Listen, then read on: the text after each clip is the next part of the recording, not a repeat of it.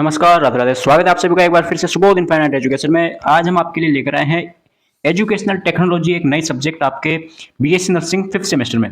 Community health nursing आपके चल रही थी, सीएचएन फर्स्ट आपके चल रही थी कम्युनिटी हेल्थ नर्सिंग। इसमें 3 चैप्टर आपके हो चुके हैं। आज हम स्टार्ट करने वाले हैं एजुकेशनल टेक्नोलॉजी, आपकी second subject of BSc nursing 5th semester. इसमें हम आज की फर्स्ट यूनिट के बारे में डिस्कस करेंगे, जो कि पूरी कंप्लीट क्या होगी, वन शॉट रहेगी। क्योंकि आपको पता है अपना क्या स्ट्रेटेजी रहती है, कंप्लीट वन शॉट। एक दो लेक्चर हो सकते हैं जो कि पार्ट 1 पार्ट 2 में चले, लेकिन ज़्यादातर आप अपनी क्लास वन शॉट रहती है। आज हम बात करेंगे यूनिट फर्स्ट के बारे में। यूनिट का नाम है इंट्रोडक्शन एंड थ्योरेटिकल फाउंडेशंस। ठीक है, तो स्टार्ट करते हैं। सबसे पहले हम देखते हैं इसके सब्जेक्ट्स के जो यूनिट है, इसके सिलेबस के बारे में। तो सिलेबस कुछ इस प्रकार है आपके, सभी को हम डिस्कस करेंगे, एक एक टॉपिक को हम डिस्कस करेंगे बहुत ही आसान भाषा में और शॉर्ट एंड इजी लैंग्वेज में। तो स्टार्ट करते हैं हम आज का टॉपिक यहाँ से, एजुकेशनल टेक्नोलॉजी से। डेफिनेशन, एम, अप्रोच वगैरह सब देखेंगे। ओके, तो सबसे पहले फर्स्ट ऑफ द ऑल अपने पास टॉपिक आता है एजुकेशन।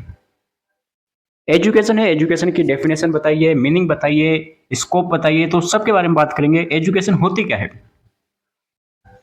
एजुकेशन मतलब शिक्षा। शिक्षा मतलब क्या होती है? शिक्षा का मतलब क्या होता है बताइए। नॉलेज का मतलब तो होता है ज्ञान। शिक्षा का मतलब, एजुकेशन का मतलब होता है शिक्षा। शिक्षा वह शेरनी का दूध है जो जितना पिएगा उतना दहाड़ेगा। सुना है सबने? तो education means, education is a process of acquiring knowledge, skills, values and attitudes through formal and informal learning methods. Okay, तो एजुकेशन क्या है? एजुकेशन, कुछ लोग इसे एडुकेशन बोलते हैं, कुछ एजुकेशन बोलते हैं, वो अपने अपने ऊपर डिपेंड करता है। मैं बोलता हूँ इसको एजुकेशन, आप क्या बोलते हो वो देख लेना। Education is the process. Education क्या है? एक ऐसी प्रोसेस है जिसमें क्या करते हैं, एक्वायरिंग या अडप्ट कर सकते हैं नॉलेज। क्या क्या एक्वायर करते हैं हम? Knowledge, skills, value, attitudes through formal and informal learning methods. मतलब कि एजुकेशन एक ऐसी प्रोसेस है जिसमें हम नॉलेज हो गया, स्किल्स हो गई, वैल्यूज हो गए, एटीट्यूड्स हो गए, इन सभी को हम क्या करते हैं, एक्वायर करते हैं, हमें मतलब कि एक तरीके से प्राप्त करते हैं, अडोप्ट करते हैं। किसके द्वारा? फॉर्मल और इनफॉर्मल लर्निंग मेथड्स के थ्रू। या तो फॉर्मल मेथड होगा या फिर इनफॉर्मल मेथड होगा।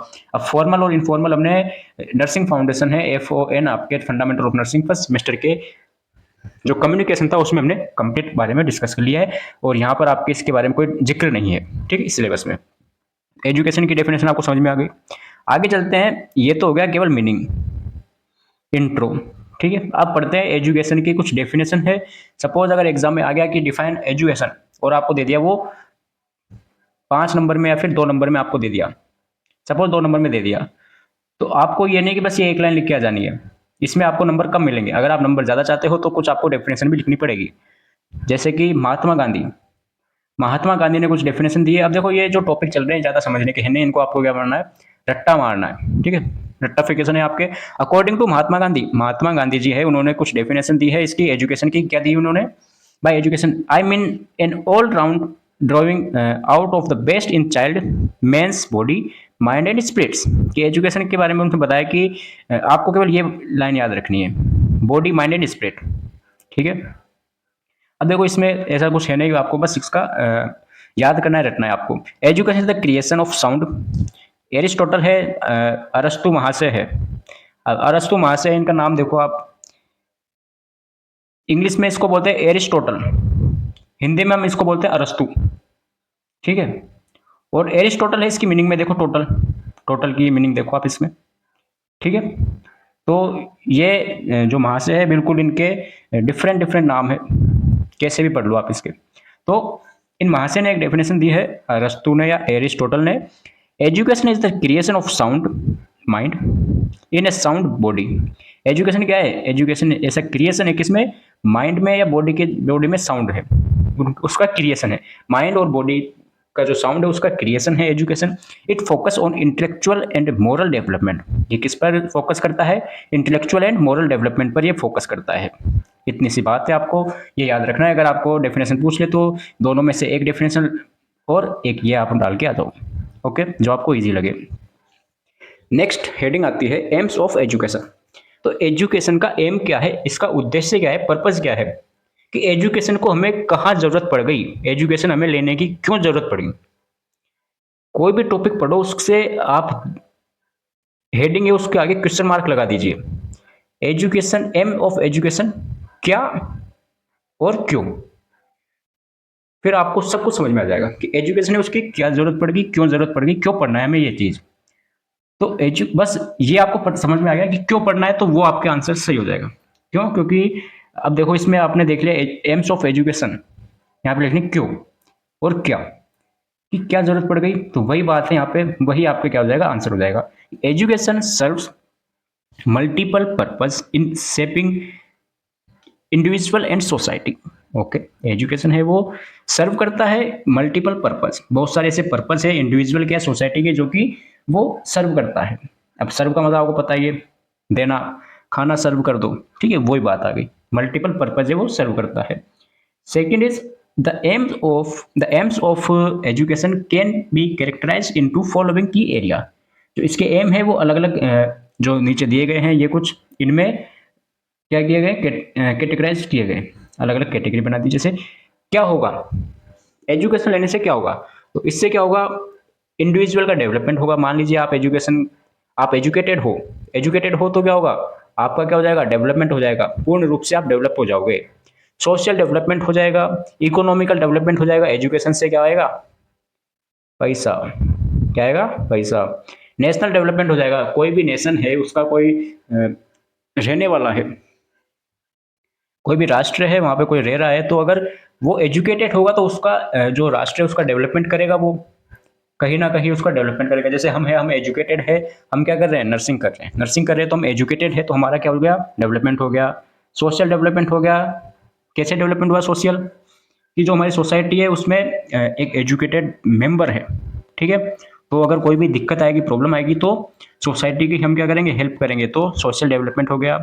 इकोनॉमिक डेवलपमेंट हमारे क्या आएगा, जैसे हम पैसे कमा रहे हैं, पैसे कमाएंगे भाई क्योंकि एजुकेटेड हुए हैं, तो एजुकेशन से क्या आएगा, इकोनॉमिकली भी हम या फाइनेंशियली डेवलपमेंट होंगे। नेशनल का डेवलपमेंट हो जाएगा, नेशन जैसे कि हम इंडिया में है तो इंडिया का क्या होगा, डेवलपमेंट होगा, हम ज़्यादा एजुकेटेड रहेंगे तो विकास करेंगे, ठीक है, एक उस लाइन में चलेंगे। ग्लोबल, मतलब ओवरऑल हम देखें तो सभी का क्या होगा, डेवलपमेंट हो जाएगा, ठीक है, कोई दिक्कत यहाँ तक नहीं है, आगे चले, चलो सर। देन हमारे पास हेडिंग आती है अप्रोचेस टू एजुकेशन। एजुकेशन की क्या क्या अप्रोचेस है, कहाँ कहाँ तक एजुकेशन फैला हुआ है, या फिर एजुकेशन की अप्रोचेस क्या क्या है। देर आर 3 अप्रोचेस, कितनी, 3 अप्रोचेस है, कौन कौन सी हो गई। First one is transformational education, second is relationship based education, third one is competency based education. ये 3 इसकी क्या है, अप्रोचेस है। वन बाय वन हम इस पढ़ते हैं। सबसे पहले हम देखते हैं ट्रांसफॉर्मेशनल एजुकेशन क्या होता है। तो ट्रांसफॉर्मेशनल एजुकेशन क्या होता है, ये फोकस ऑन डीप, किस पर फोकस करता है, ये डीप मीनिंगफुल लर्निंग पर, that drives personal and societal change. ठीक है सर, अभी एग्जांपल से समझते हैं। It develops critical thinking, self awareness and problem solving skills. भाई एक बात बताइए, एजुकेशन से हम क्या क्या कर सकते हैं। एजुकेशन से हम प्रॉब्लम सॉल्व कर सकते हैं, अरे हाँ या ना, यस और नो, कर सकते हैं। हमारी थिंकिंग है वो डेवलप होगी, सेल्फ अवेयरनेस आएगी हमें। तो ये सभी किसके अंदर आते हैं, ये आते हैं ट्रांसफॉर्मेशनल एजुकेशन के अंदर आते हैं। फॉर द एग्जाम्पल से समझते हैं, एक क्लासरूम है, एक क्या है, क्लासरूम है, आपका क्लासरूम है, उसमें बहुत सारे लोग शामिल है क्योंकि पढ़ते हैं वहाँ पे। तो classroom involving community project, open discussion and self reflective writing to inspire personal and societal transformation. ठीक है भाई, यहाँ तक आपको कोई प्रॉब्लम नहीं होनी चाहिए, अगर हो तो आप कमेंट जरूर करें क्योंकि सबका रिप्लाई आपको मिलता है। और हाँ, एक बात और, आपको नंबर दे रखे हैं, इसका ये मतलब ये नहीं कि आप फोन कर करके, कॉल कर करके आप परेशान करो। व्हाट्सअप मैसेज करो, आप टेक्स्ट करो, कॉल बिल्कुल ना करें। इमरजेंसी हो तभी करें, वो भी व्हाट्सअप कॉल, ठीक है।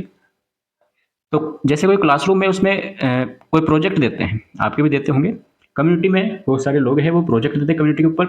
जिससे क्या होगा, ओपन डिस्कशन होगा। डिस्कशन होगा तो एक तो क्या होगी, थिंकिंग बढ़ेगी, सोचने की क्षमता बढ़ेगी। आपस में जब डिस्कशन करेंगे तो उसके थॉट्स वो हम पता चलेगा कि यार ये किस बारे में थोड़ा सोचता है, कैसा सोचता है, तो हम भी क्या उसे डेवलप करेंगे। और अगर हमारी कोई डिस्कशन करेंगे हम ऐसे, तो हमारी कोई अगर प्रॉब्लम होगी उसको हमें सॉल्यूशन मिलेगा, प्रॉब्लम सॉल्यूशन मिलेगा। और उसकी कोई प्रॉब्लम है सामने वाले की कम्युनिटी में, उसको हम सॉल्व करेंगे, तो क्या होगा, प्रॉब्लम सॉल्विंग स्किल्स बढ़ेगी, सेल्फ अवेयरनेस बढ़ेगी, खुद की जागरूकता बढ़ेगी। ठीक है, आगे बात समझ में। आगे चलते हैं, रिलेशनशिप बेस्ड एजुकेशन। अब इसमें क्या क्या आता है, एजुकेशनल की बात चल रही है, रिलेशनशिप बेस्ड एजुकेशन। तो emphasize trust, empathy and strong student teacher relationship to enhance learning outcomes. देखो, अगर किसी के ये अच्छा है, स्टूडेंट टीचर रिलेशनशिप अच्छा है, तो उसको लर्निंग जो आउटकम है वो बहुत अच्छे से मिल पाएगा। लर्निंग आउटकम आप समझ चुके हो, लर्निंग का मतलब सीखना, आउटकम मतलब कि जो सीख रहे हैं उससे क्या मिल रहा है हमें, मतलब हम सही तरीके से सीख पा रहे हैं या नहीं सीख पा रहे, तो वो एक तरीके से अच्छा मिल पाएगा, स्ट्रॉन्ग। अगर स्टूडेंट और टीचर में रिलेशनशिप अच्छे हैं, अच्छे तरीके से है, तो गुड है, ये नहीं कि बेकार हो। तो वो एक उसकी लर्निंग स्किल से वो अच्छी रहेगी। फॉर द एग्जाम्पल, अगर कोई टीचर है, a teacher who understand students background. अगर कोई टीचर है, स्टूडेंट का बैकग्राउंड जानता है कि भाई स्टूडेंट के पीछे क्या क्या है, अब ये नहीं कि बैकग्राउंड चेंज कर दिया हमने, स्टूडेंट के पीछे क्या क्या है, क्या इसका मतलब है कि स्टूडेंट की फैमिली कैसी है, स्टूडेंट कैसा है, इसको क्या क्या कमी है, क्या क्या इसकी पावर है, मतलब क्या क्या इस अच्छे तरीके से जानता है, क्या अच्छे तरीके से नहीं जानता। तो जो नहीं जानता उसको वो क्या करेगा, डेवलप करेगा। ऑफर्स इमोशनल सपोर्ट देगा।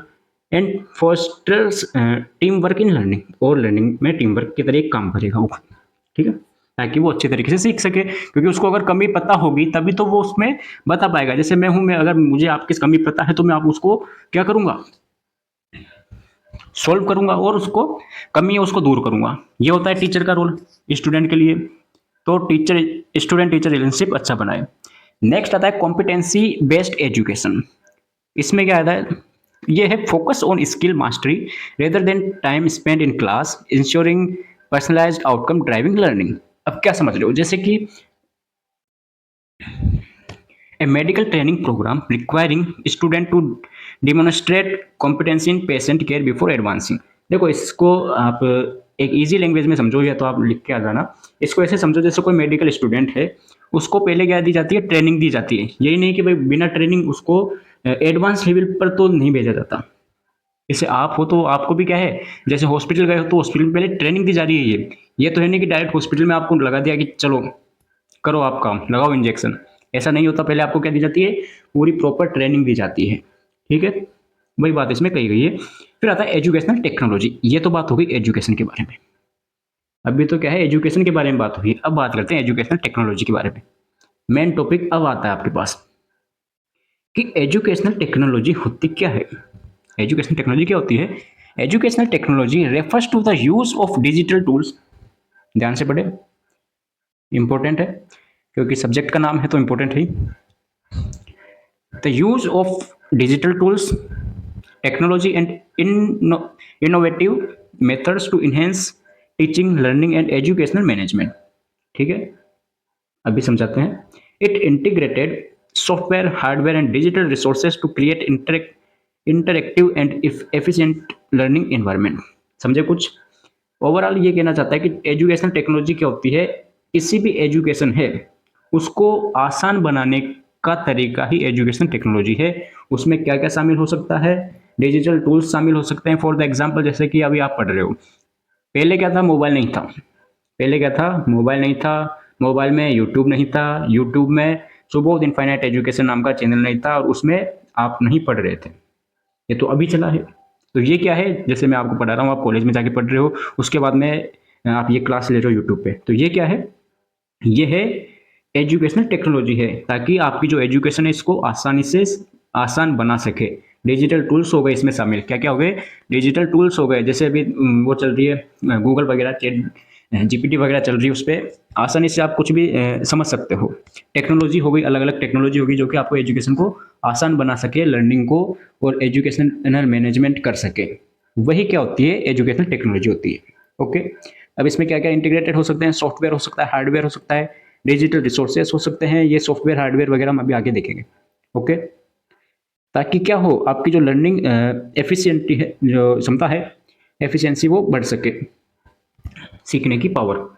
अब इसकी भी डेफिनेशन दी गई है, ये तो है नहीं आप केवल मीनिंग लिख के आ गए, डेफिनेशन भी लिखनी है।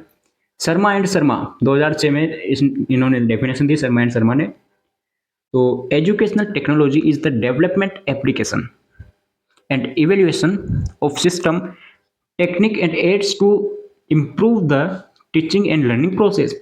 एजुकेशन क्या है, शर्मा एंड शर्मा ने एक अच्छी सी डेफिनेशन दी है कि एजुकेशन टेक्नोलॉजी क्या है। एक educational technology is a development application, ये क्या है, डेवलपमेंट एप्लीकेशन है, एंड इवेल्युएशन है, इवेल्युएशन ऑफ सिस्टम है, टेक्निक है, and aids to improve the teaching and learning process, ताकि क्या हो सके, लर्निंग और टीचिंग की जो प्रोसेस है वो इम्प्रूव हो सके। इसकी वो भी बात बताई मैंने आपको कि भाई आसानी से समझ में आ सके। National council of educational technology, इन्होंने भी एक अच्छी सी डेफिनेशन दी है, देखो, educational technology, educational technology is the development application, वही बात आ गई यहाँ भी। देखो, ओवरऑल पूरी डेफिनेशन सेम है, केवल यहाँ पे changes. Education technology the development application and evaluation of system techniques and aids to improve human learning, human की लर्निंग क्या कर सके, इम्प्रूव कर सके। और यहाँ पे क्या है, teaching and learning process improve कर सके, बात वही है। ठीक है, तो एक साथ आपको दोनों डेफिनेशन याद हो चुकी है। फिर अब इसके भी एम होंगे भाई, जब एजुकेशन के एम है तो एजुकेशनल टेक्नोलॉजी के भी एम्स होंगे, मतलब कि इसके भी क्या है, पर्पस होंगे, उद्देश्य होंगे, भाई ये बनाए क्यों है। तो इसकी डेफिनेशन में इसका आंसर है, जैसे क्या होता है इससे, एजुकेशनल टेक्नोलॉजी से क्या होगा, इंप्रूव एजुकेशन क्वालिटी, एजुकेशन की क्वालिटी इंक्रीज होगी। अब कैसे इंक्रीज होगी, सपोज जैसे कि ऑनलाइन क्लासेस चलती है, ऑनलाइन क्लासेस में आपको बहुत अच्छे से, जैसे कोई वीडियो की क्लिप लगा दी पढ़ाते पढ़ाते वो समझाने के लिए, ठीक है, फोटो लिया है, कोई इमेज लिया है, ठीक है, प्रोजेक्टर वगैरह का यूज ले लिया, तो क्वालिटी क्या हो गई है, इंप्रूव हो चुकी है। इनहेंस स्टूडेंट लर्निंग, स्टूडेंट की जो लर्निंग पावर है वो इनहेंस होगी, ठीक है, अच्छी होगी। यूज रिसोर्सेज वाइजली, जो भी रिसोर्सेज है हमारे उनको वाइजली यूज करेंगे तो लर्निंग की जो प्रोसेस है, लर्निंग की और टीचिंग की, वो इंप्रूव होगी। मॉडर्नाइज टीचिंग मेथड, जो मॉडर्न टीचिंग मेथड चल रहे हैं उसको यूज लेंगे। ब्रिंग पॉजिटिव चेंजेस, देखो सब चीज में पॉजिटिव और नेगेटिव दोनों होते हैं, तो आपको नेगेटिव ना जाकर पॉजिटिव लाना है, तो पॉजिटिव चेंजेस लेकर आएंगे हम। अब ये नहीं है कि प्रोजेक्टर चल रहा है तो आप प्रोजेक्टर में मूवी वगैरह देख लो, वहां पे क्या है, उसका यूटिलाइज करो अच्छे तरीके से। Reduce learning gaps, support life long learning, ठीक है, लाइफ लॉन्ग लर्निंग को सपोर्ट करता है। ये इसके क्या हो गए, उद्देश्य हो गए, एम्स हो गए। ओके, आगे चले। Then approaches of educational technology, जैसे उसमें अप्रोचेस था, 3 अप्रोचेस थे एजुकेशन के, वैसे ही एजुकेशनल टेक्नोलॉजी के भी 3 अप्रोचेस है। अभी मैंने आपको बताया था यहाँ पर मीनिंग में, सॉफ्टवेयर हार्डवेयर, ठीक है, वही बात आ गई यहाँ पे। अप्रोचेस के बारे में बताइए sir, approaches of educational technology, ताकि इसको, इसके क्या क्या अप्रोचेस हो सकते हैं। तो हार्डवेयर हो सकता है, 3 अप्रोचेस हो गई, hardware, software and system approach. तीनों को एक छोटे से लैंग्वेज में समझते हैं। चलिए, हार्डवेयर सबसे पहले आता है आपके पास, हार्डवेयर। तो हार्डवेयर क्या होता है, हार्ड मतलब कि क्या होता है, कठोर, सॉफ्ट मतलब क्या होता है, मुलायम या कोमल, ऐसा नहीं है। हार्डवेयर का मतलब हो गया use of machines end devices, TV, computer, projectors. जैसे मैंने आपको बताया कि जैसे एजुकेशन को इम्प्रूव करने के लिए, अच्छे तरीके से समझने के लिए क्या चल रहा है, प्रोजेक्टर लगा रहे हैं, जैसे डिजिटल बोर्ड हो गया आजकल, तो डिजिटल बोर्ड चल रहे हैं, ठीक है, तो वो सभी इसमें आते हैं, प्रोजेक्टर, कंप्यूटर्स वगैरह। सेकंड आता है software, use of method, materials and teaching program, ठीक है, इसमें क्या करते हैं, टीचिंग प्रोग्राम्स वगैरह, जैसे कोई भी ऐप वगैरह हो गया, सपोज क्या हो गया, ऐप एप्लीकेशन हो गया, हम भी थोड़े दिन बाद में ऐप बनाएंगे, तो अभी तो फ्री चलने, तो उसमें भी आपके ऐसे चलेगी क्लासेस, तो ऐप्स हो गए, तो वो सभी किस में आते हैं, सॉफ्टवेयर में आ गए।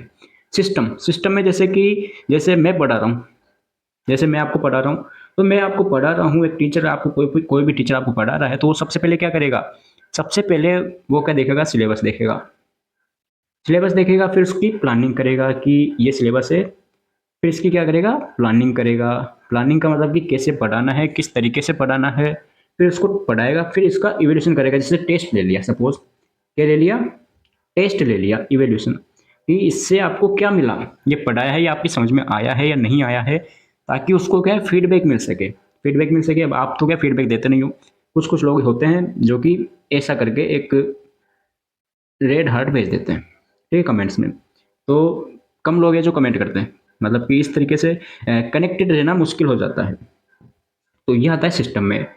अब जैसे मैं हूँ तो मैं क्या है, पहले पूरे नोट्स है वो देखते हैं, हम देखता हूँ, उसके बाद में उसको क्या करता हूँ, पूरों को टाइप करता हूँ, जहाँ से इजी लैंग्वेज मिल सके उसको टाइप करना पड़ता है, पीपीटी बनानी पड़ती है, उसके बाद में रिकॉर्डिंग करनी पड़ती है, फिर अपलोडिंग करनी पड़ती है। तो वो सभी किस में आएगा, वो आएगा सिस्टम में। ठीक है, हार्डवेयर में क्या आ गया, प्रोजेक्टर आ गया, टीवी मशीन्स वगैरह आ गई।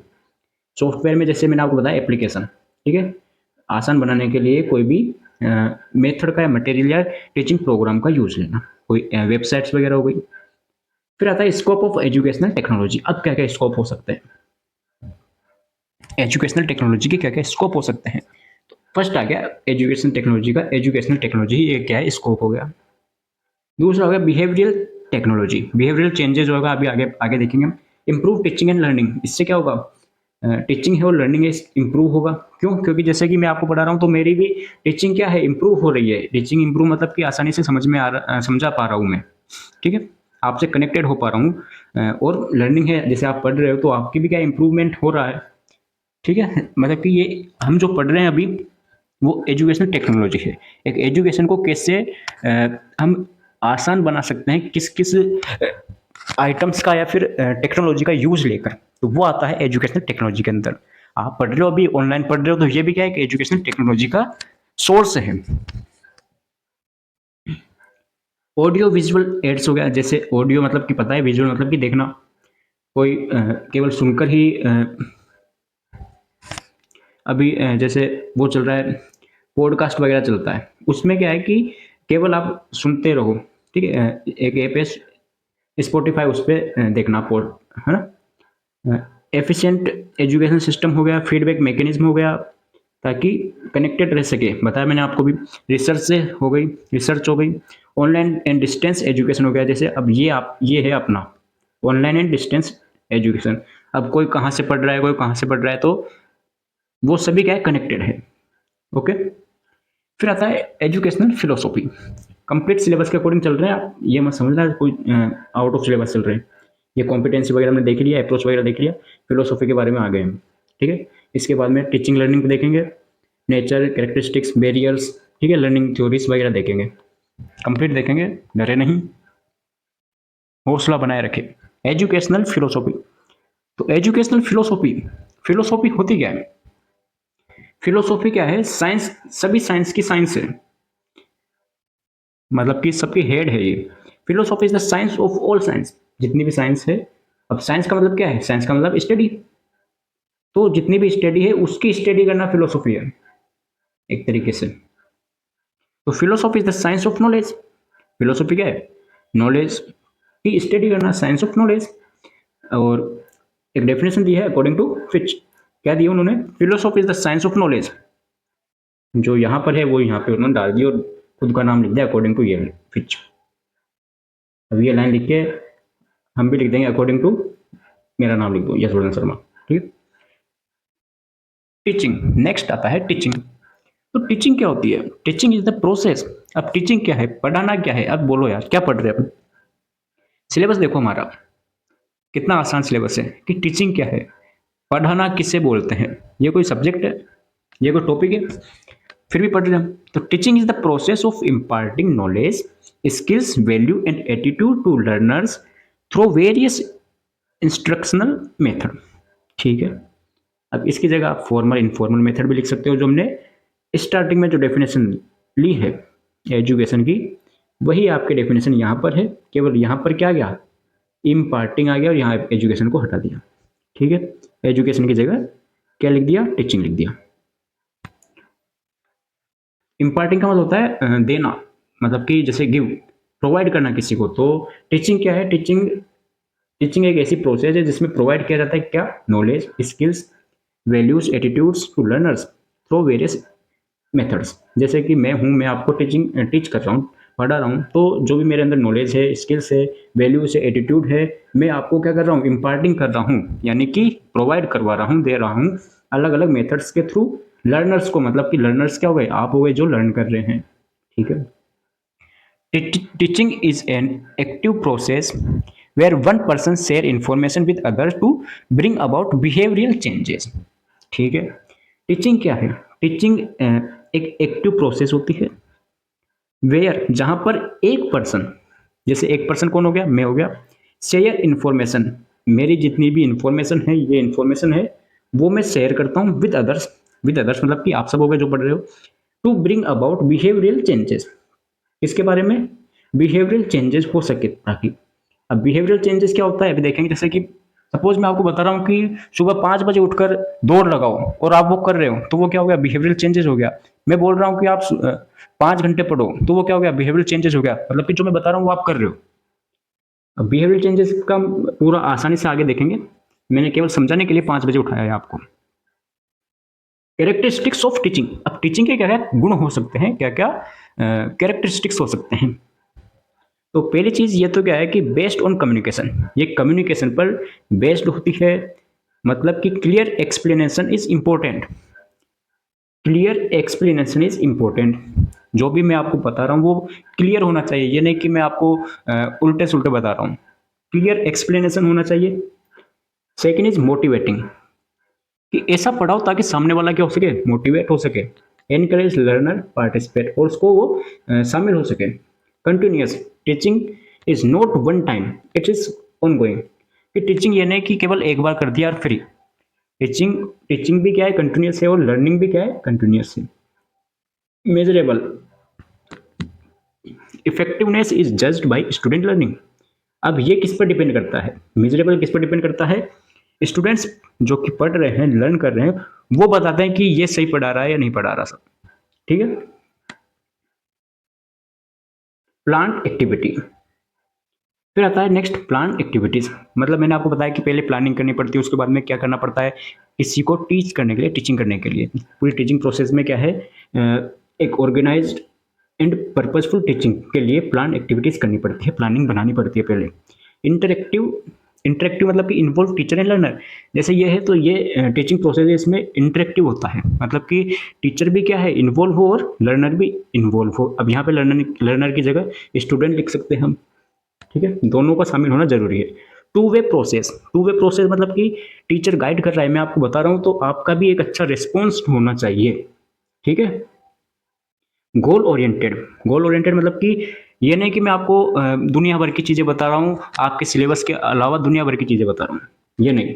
कि जो आपका गोल है भाई, आप एजुकेशन टेक्नोलॉजी के बारे में पढ़ रहे हो, जो आपका सिलेबस है उसके बारे में डिस्कस करें ताकि आपको अच्छे से समझ में आ सके। हाँ, एग्जाम्पल ले सकते हैं हम दुनिया भर का, ताकि अच्छे से समझ में आ सके। तो गोल ओरिएंटेड होना चाहिए। डायनेमिक प्रोसेस होनी चाहिए। डायनेमिक प्रोसेस मतलब कि adapt according to learners need, मतलब कि जो आपकी नीड है, भाई आपको चाहिए कि सर ये चाहिए हमें, तो वो आपको मैं पूरी करूँ, वो होता है डायनेमिक प्रोसेस। ठीक है। आप बोलो सर इसमें इमेज और लेके आए हो आप, या इजी लैंग्वेज में बताओ सर आप। ठीक है, तो वो मैं आपके साथ लेकर आ रहा हूँ, आपकी पूरी जो नीड है वो फुलफिल कर रहा हूँ, वो होता है डायनेमिक प्रोसेस। ठीक है। अब पढ़ रहे हैं हम, तो अब बैरियर्स भी आएंगे, बैरियर आएंगे तो हम उसको सोल्व भी करेंगे, सॉल्यूशन भी हमारे पास सब कुछ। This barrier can categorize into teacher related, student related, environmental and technology factors. मतलब कि बैरियर का मतलब आपको पता है, बैरियर आ जाता है कि मतलब कि एक तरीके से रोधक, बैरियर का काम करते हैं। तो अब ये कौन कौन से हो सकते हैं, टीचर रिलेटेड हो सकते हैं, स्टूडेंट रिलेटेड हो सकते हैं, एनवायरमेंटल एंड टेक्नोलॉजिकल फैक्टर्स हो सकते हैं। अभी देखो आप सबके बारे में बात करेंगे। Teacher related barriers, these barriers arise due to limitation in teaching method, experience और communication skill। Teacher related barriers में क्या हो सकता है, जैसे कोई भी टीचर है मेरे अलावा, जैसे भी मैं तो अच्छा पढ़ा रहा हूँ, आपको पता है, आपका रेस्पॉन्स मिल रहा है, मेरी बात नहीं हो रही यहाँ पे। ठीक है। These barrier arise due to limitation in teaching method, कि इसमें क्या है, टीचिंग मेथड में लिमिटेशन होती है कि भाई आपको इतना ही पढ़ाना है, इसके बाद में नहीं पढ़ाना है। एक तो लिमिटेशन हो गई, ज़्यादा ऐसी बातें नहीं कर सकते, लिमिटेशन है वो भी। एक्सपीरियंस कम है किसी को, अच्छे से नहीं पढ़ा पा रहा। कम्युनिकेशन स्किल नहीं है किसी के पास, तो वो भी क्या हो गया, बैरियर हो गया। कम्युनिकेशन मतलब कि वो बात ही नहीं कर सकता सही तरीके से। ठीक है, अब ये सभी क्या होती है, ये सभी इंप्रूव होती है। क्यों? क्योंकि अब आप मेरी फर्स्ट क्लास जाके देखो और अभी की क्लास जाके देखो, आप दोनों में कितना इंप्रूवमेंट मिलेगा। तो ये सभी क्या है, इंप्रूवमेंट होता है, बैरियर से इनको सोल्व कर देते हैं। Teacher using, for the example, teacher using only lecture without engaging student in discussion. मतलब कि टीचर है, वो क्लास में आ रहा है, जो भी उसको पढ़ाना है वो पढ़ा रहा है और वो जा रहा है। पीछे से जो स्टूडेंट्स है वो कोई मोबाइल चला रहे हैं, कोई खेल रहे हैं, ठीक है, कोई रील स्क्रॉल कर रहे हैं। तो मतलब कि एंगेज नहीं हो रहे हैं उसके साथ, वो बाउंड नहीं हो रहे, मतलब बढ़ नहीं रहे तरीके से। तो वो होता है टीचर रिलेटेड बैरियर्स, उसमें टीचर की कमी है। फिर आता है स्टूडेंट रिलेटेड बैरियर। अब स्टूडेंट रिलेटेड बैरियर में जैसे अब बात आ गई आपकी, स्टूडेंट रिलेटेड बैरियर्स में आता है स्टूडेंट एटीट्यूड्स, लर्निंग स्टाइल्स हो गया, and personal challenges can impact teaching effectiveness. For the example से समझो, student not participate in class discussion due to lack of confidence. भाई टीचर पूछ रहा है कि भाई ये बताओ, और आंसर दे रहे हैं, फटाफट आंसर दे रहे हैं। ठीक है, आपको आंसर आ रहा है लेकिन आप खड़े होकर नहीं बता पा रहे हो। क्यों? क्योंकि आपके अंदर क्या है, कॉन्फिडेंस की कमी है। तो ये किसकी गलती है? स्टूडेंट की। ये हो गया student related barrier.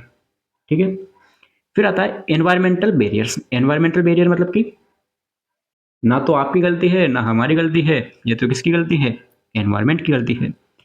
External factors in learning environments that disrupt teaching.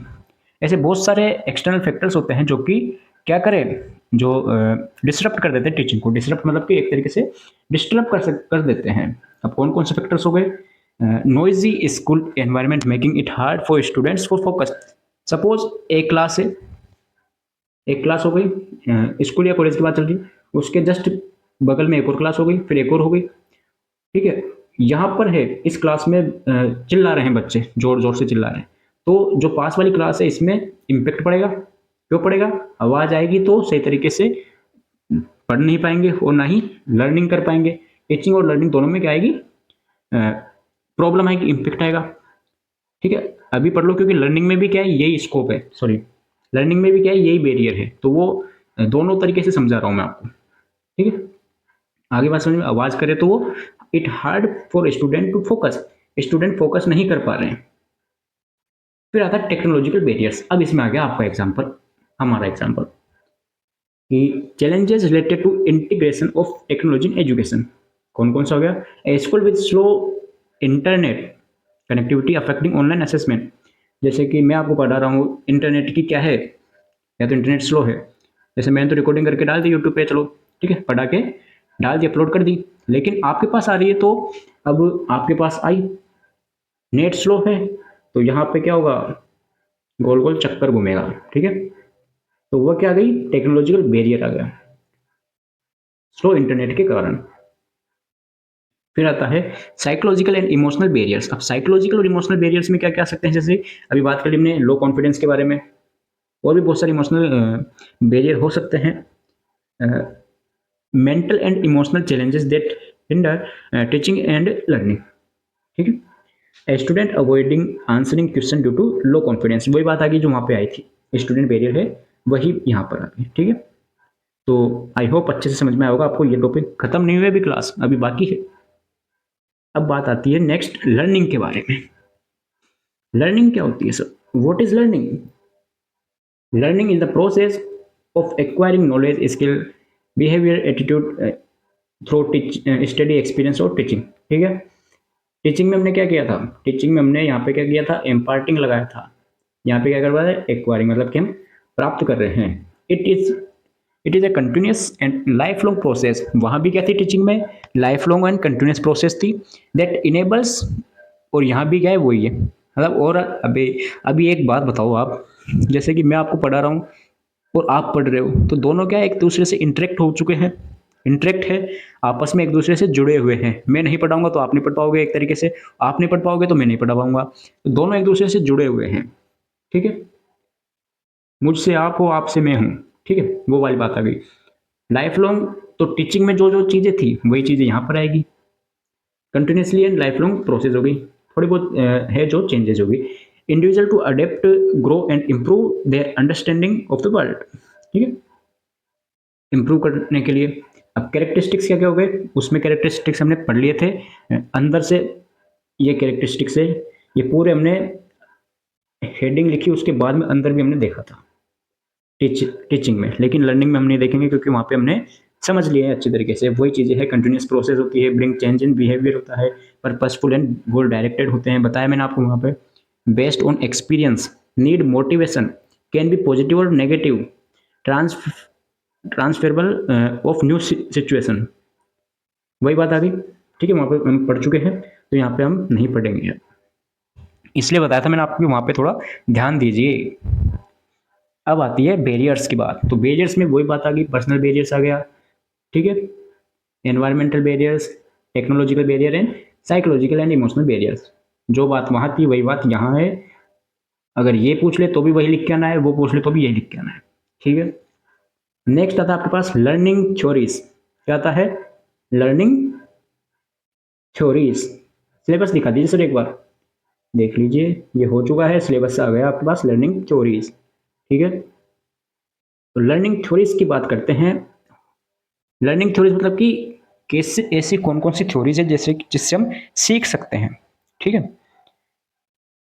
अब ये नहीं कि मैं आपको पढ़ा रहा हूँ तो मैं नहीं सीखता, मैं भी सीखता हूँ, आप भी सीख रहे हो, और भी कोई से है वो सब सीखते हैं।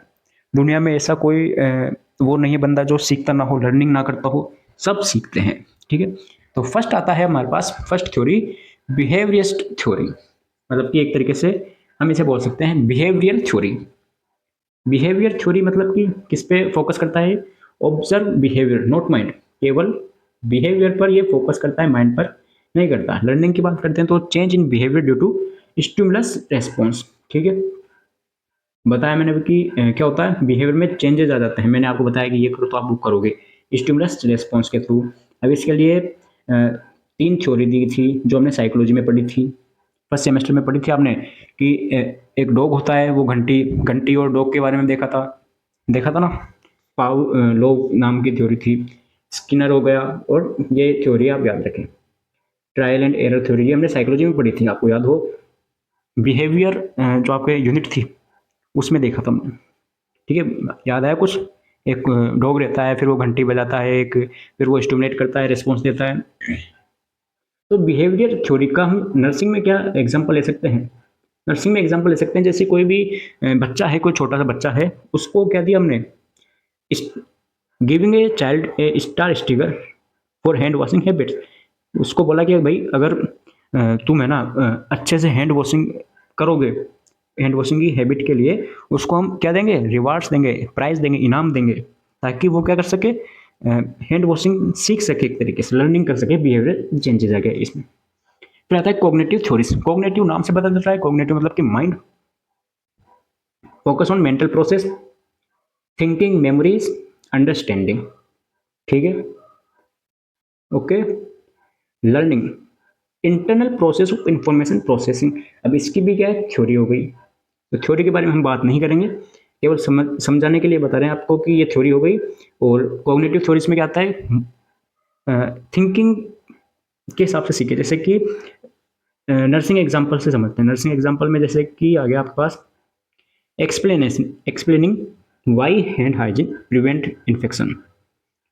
मैंने पूछ लिया आपसे कि भाई हैंड हाइजीन प्रिवेंट इन्फेक्शन क्यों, कैसे, कैसे क्यों, मतलब कि हैंड वॉशिंग से क्या होता है, क्यों करते हैं हैंड वॉशिंग, कैसे इन्फेक्शन प्रिवेंट होता है, ठीक, आपसे पूछ लिया, वो सभी क्या है, अब आप सोचोगे, थिंकिंग करोगे, अगर आपको कुछ मेमोरी है, आपकी मेमोरी से, मैंने बताया आपको हैंड वॉशिंग पढ़ा था हमने इन्फेक्शन कंट्रोल में, तो अगर आपको कुछ पता है तो आप बताओगे, कमेंट करोगे आपको अगर पता होगा तो। कहता है कॉन्स्ट्रक्टिविस्ट थ्योरी, इसमें क्या होता है, construct knowledge through experience, learners construct knowledge through experience, जैसा जिसको एक्सपीरियंस होगा वो अपनी नॉलेज को कॉन्स्ट्रक्ट करेगा, टीचर गाइड करेगा, नॉट जस्ट इंफॉर्मेशन गिवर, ठीक है। अब इसकी भी थ्योरी हो गई, थ्योरी वही, social construction, zone proximal development, जैसे कि बताया मैंने, जैसा एक्सपीरियंस होगा वो उसको नॉलेज को कंस्ट्रक्ट करेगा लर्नर। नर्सिंग एग्जांपल आता है यहाँ पे, students practice wound dressing in lab, learn through doing. कैसे करेंगे वो सीखेंगे तभी तो करेंगे, लर्न थ्रू डूइंग, जब वो करेंगे तभी तो सीखेंगे। ठीक है, तो वो प्रैक्टिस से, एक्सपीरियंस से होगा। चौथी थ्योरी आती है आपके पास, फोर्थ नंबर की, ह्यूमनिस्टिक थ्योरी। ह्यूमनिस्टिक थ्योरी में पूरा जो होल पर्सन है, होल पर्सन की पर फोकस करता है ये, जैसे उसकी फीलिंग पर हो गया, उसकी सेल्फ स्टीम पर हो गया, मोटिवेशन पर हो गया। सेल्फ स्टीम क्या होती है, अगर कुछ याद हो तो कमेंट करें। फंडामेंटल ऑफ नर्सिंग में पढ़ रखा था हमने self esteem. Maslow of hierarchy पढ़ा था हमने, ठीक है ना।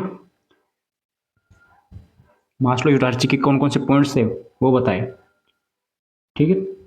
नर्सिंग एग्जाम्पल में आ गया, creating a supportive classroom environment so student feel confident and ask question.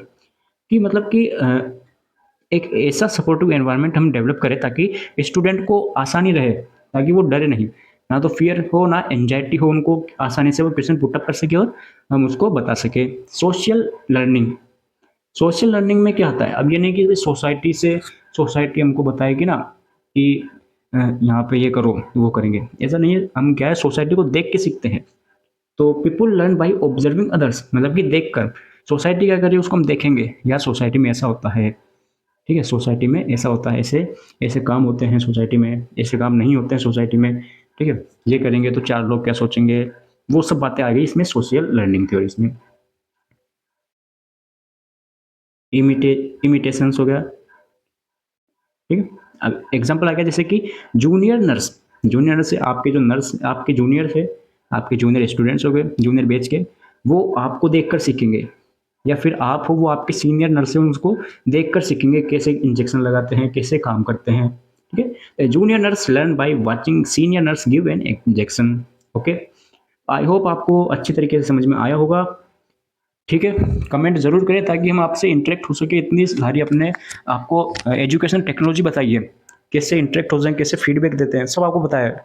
तो आप दो ताकि मुझे क्या मिल सके, समझ में आ सके, रेस्पॉन्स मिल सके। आपका लर्नर का रेस्पॉन्स मिलना जरूरी है टीचर्स को, ठीक है, ताकि उसकी टीचिंग है वो इम्प्रूवमेंट कर सके बाई एजुकेशनल टेक्नोलॉजी के थ्रू।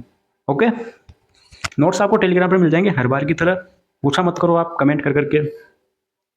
यूनिट 1 आपके कंप्लीट होती है, मिलते हैं नए यूनिट में, नए जोश के साथ, नए एनर्जी के साथ, ठीक है। राधे राधे।